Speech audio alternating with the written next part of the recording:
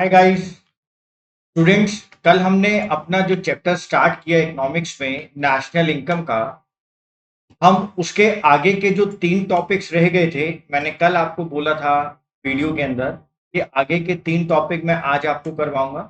तो आज वाली वीडियो के अंदर मैं वही 3 टॉपिक आपके साथ डिस्कस कर रहा हूं। तो आप लोग साथ साथ जल्दी से अपनी पेन और नोटबुक ले आएं और हम लोग साथ साथ उसको नोट करें। जो स्टूडेंट्स साथ-साथ स्क्रीनशॉट ले रहे हैं या फ़ोटो ले रहे हैं, वो ऐसा भी कर सकते हैं, लेकिन आप समझने का पहले प्रयास करें और उसके बाद आप उसको नोट डाउन करें। चलो, कल हम लोगों ने मीनिंग तो देख लिया था सर्कुलर फ्लो का, कि सर्कुलर फ्लो का मीनिंग क्या होता है। ऐसे ही सर्कुलर फ्लो के अंदर 3 फेजेज़ होते हैं, 3 स्तर होते हैं, 3 फेजेज़ आते हैं अलग-अलग। वो कौन-कौन से फेजेज़ होते हैं, हम उसकी बात करते हैं। देखो, पहला फेज होता है हमारे पास प्रोडक्शन का फेज, सेकंड फेज होता है इनकम जनरेशन का और थर्ड फेज होता है एक्सपेंडिचर का। तो पहला फेज प्रोडक्शन का, सेकंड फेज इनकम जनरेशन का और थर्ड फेज हमारे पास एक्सपेंडिचर का। एक बार जल्दी से पढ़ें उसको, क्या होता है। देखिए, फेज ऑफ प्रोडक्शन, हमने कल प्रोडक्शन की डेफिनेशन करी थी, याद है आप लोगों को। मैं वही चीज आपको बता रहा हूँ। प्रोडक्शन के अंदर क्या होता है कि आप लोग नई गुड्स एंड सर्विसेज को प्रोड्यूस करते हैं या फिर आप अपने रॉ मटेरियल के अंदर कुछ वैल्यू एडिशन करते हैं। Phase of production in the circular flow means the process of value addition by producing sector। जो हमारी इकोनॉमी का प्रोड्यूसिंग सेक्टर है, वो वैल्यू एडिशन कर रहा है, रॉ मटेरियल को कन्वर्ट कर रहा है फिनिश गुड्स के अंदर। The producer sector hires factor services from the household sector using other non factor inputs, goods and services are produced. यहाँ पर वो फैक्टर ऑफ प्रोडक्शन के साथ कुछ नॉन फैक्टर इनपुट्स भी लेता है और रॉ मटेरियल को किस में कन्वर्ट कर देता है, फिनिश गुड्स में कन्वर्ट कर देता है। इसको हम लोग बोलते हैं प्रोडक्शन का। सेकेंड, इनकम जनरेशन का फेज। अब जल्दी से याद करो, मैंने क्या बताया था आप लोगों को कि हमारे पास फैक्टर सर्विसेज होती हैं। हम land, labour, capital, entrepreneur, firm उसको यूज करती है और हाउस होल्ड उसको प्रोवाइड करता है। और फर्म उन फैक्टर सर्विसेज के लिए कुछ रिवॉर्ड पे करती है। जैसे मैंने आपको क्या बताया था, लैंड को क्या पे करते हैं, रेंट। लेबर को क्या पे करते हैं, वेजेस। कैपिटल को क्या पे करते हैं, इंटरेस्ट। और एंटरप्रेन्योर को क्या पे करते हैं, प्रॉफिट। तो ये जो रिवॉर्ड हम देते हैं फैक्टर ऑफ प्रोडक्शन को, तो उनकी इनकम जनरेट हो रही है, उसको कहा जाता है इनकम जनरेशन का phase. For providing their factor services to the producer, the household gets factor payments, यानी factor incomes. In this phase of circular flow, there is generation of distribution of income। कि जो factor of production है, जब उनको reward दिया जाता है तो एक इनकम जनरेट होती है, और वो जो इनकम जनरेट हो रही है वो हमारे पास कहलाता है phase of income generation. As an outcome of production of goods and services, जो प्रोडक्शन हमने किया फेज 1 के अंदर, उन फैक्टर सर्विसेज को जब रिवॉर्ड दिया जाता है स्टूडेंट्स, तो उस रिवॉर्ड को क्या कहा जाता है, phase of income generation. Value addition या value of production is converted into factor income. कि जब हम लोग वैल्यू एडिशन करते हैं, वैल्यू ऑफ प्रोडक्शन होता है, उसको हम कन्वर्ट कर देते हैं किसके अंदर, फैक्टर इनकम के अंदर। क्या क्या मिलता है जल्दी से बताओ, रिवॉर्ड, रेंट, इंटरेस्ट, वेजेस और प्रॉफिट, ये रिवॉर्ड। ठीक है, फैक्टर सर्विसेज का ये रिवॉर्ड होता है। Next, phase third, phase of expenditure या फेज ऑफ डिस्पोजिशन।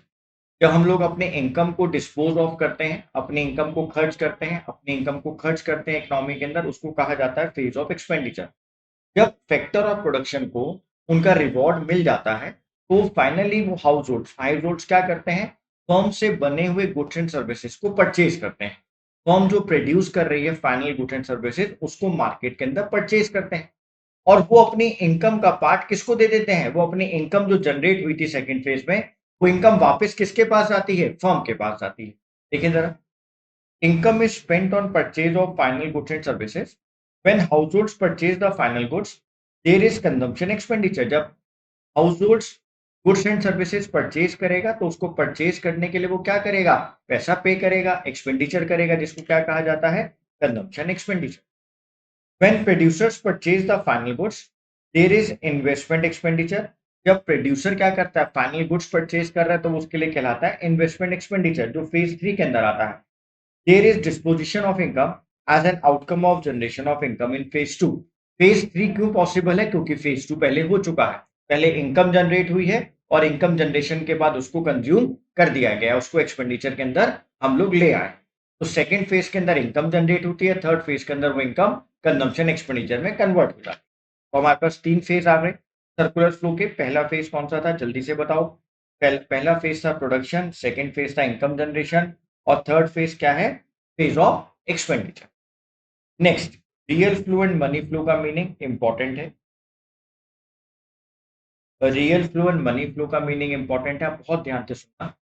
जब house holds final goods and services purchase करते हैं फर्म से, तो वो उनको उसके बदले में अपना कंजम्पशन एक्सपेंडिचर देते हैं, अमाउंट पे करते हैं फर्म को, तो मनी टर्म्स में अमाउंट पे किया जा रहा है। उसी तरीके से जब फर्म फैक्टर सर्विसेज को उनका रिवॉर्ड पे करती है, तो वो मनी टर्म्स में करती है। रेंट मनी टर्म्स में दिया, वेजेस मनी टर्म्स में दिए, इंटरेस्ट मनी टर्म्स में दिया, प्रॉफिट मनी टर्म्स में दिया। तो जब सिर्फ मनी टर्म्स की बात हो रही है, आप दोनों तरफ से हाउस होल्ड फर्म, दोनों सेक्टर सिर्फ मनी को पे कर रहे हैं। एक मनी को पे कर रहा है और एक रिसीव कर रहा है, फिर फर्म पे कर रही है और हाउस होल्ड रिसीव कर रहे हैं। तो जब मनी का कन्वर्सेशन हो रहा है, मनी आपस में कन्वर्ट की जा रही है, मनी एक्सचेंज की जा रही है, उसको कहा जाता है मनी फ्लो। एक बार पढ़ते हैं उसको।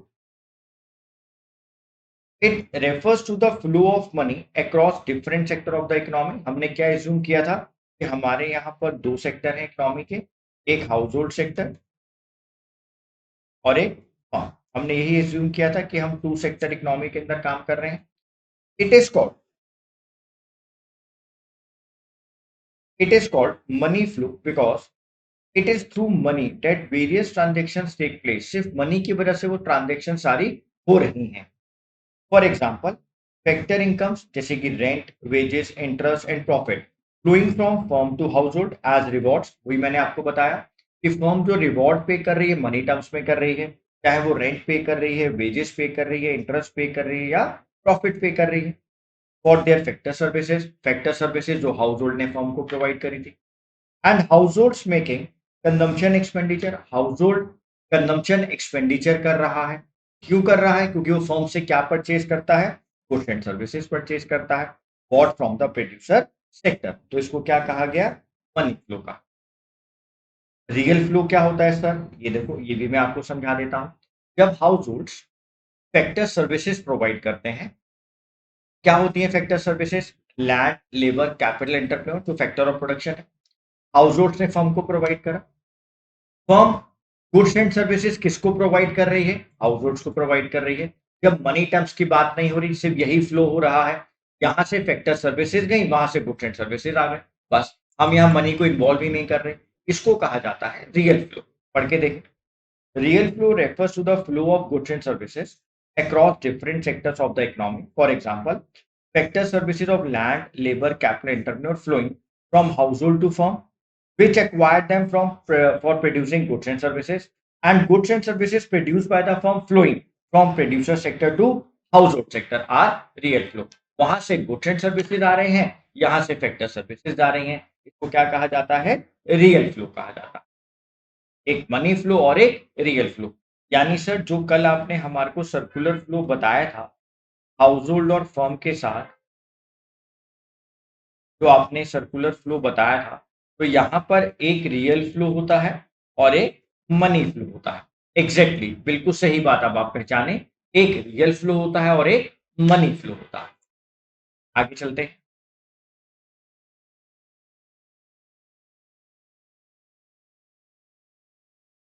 नेक्स्ट कॉन्सेप्ट आता है बेटा स्टॉक एंड फ्लो। तो आप बहुत ध्यान से मेरी बात को सुनो, एक पॉइंट आपको समझा रहा हूं, डिफरेंस अपने आप क्लियर होगा। हम किसी भी इकोनॉमिक वेरिएबल को अगर एक पर्टिकुलर पॉइंट ऑफ टाइम पर कैलकुलेट करते हैं, हम किसी भी इकोनॉमिक वेरिएबल को अगर एक पर्टिकुलर पॉइंट ऑफ टाइम पर कैलकुलेट करते हैं, तो उसको वो कहलाता है स्टॉक। उसको हम लोग बोलते हैं स्टॉक। लेकिन अगर हम लोग किसी भी इकोनॉमिक वेरिएबल को over the period of time calculate करते हैं, जहां टाइम का गैप आ जाता है, उसको कहा जाता है फ्लो कॉन्सेप्ट। जैसे 1 घंटे का गैप आ गया, 1 दिन का गैप आ गया, 1 हफ्ते का गैप आ गया, 1 महीने का गैप आ गया, उसको कहा जाता है फ्लो कॉन्सेप्ट। पढ़ के देखते हैं। Stock relates to a point of time, such as capital of a business as on 1st April 2013 was rupees 10,000 lakhs. It is a quality measures at a particular point of time.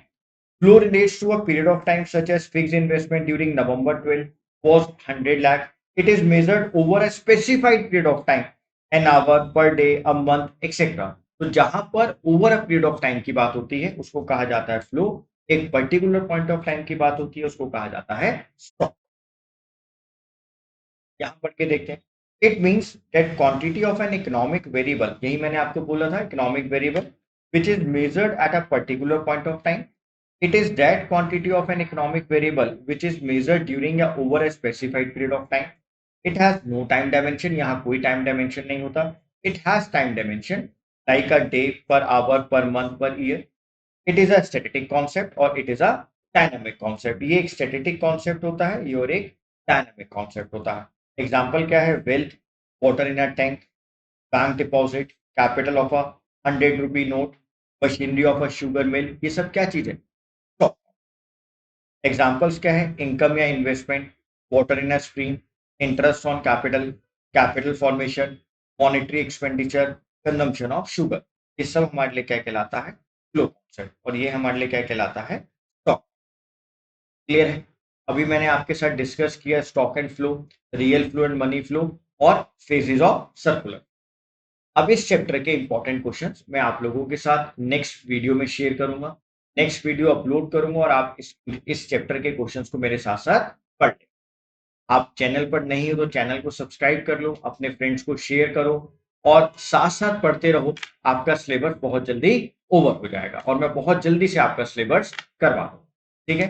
Bye guys, all the best.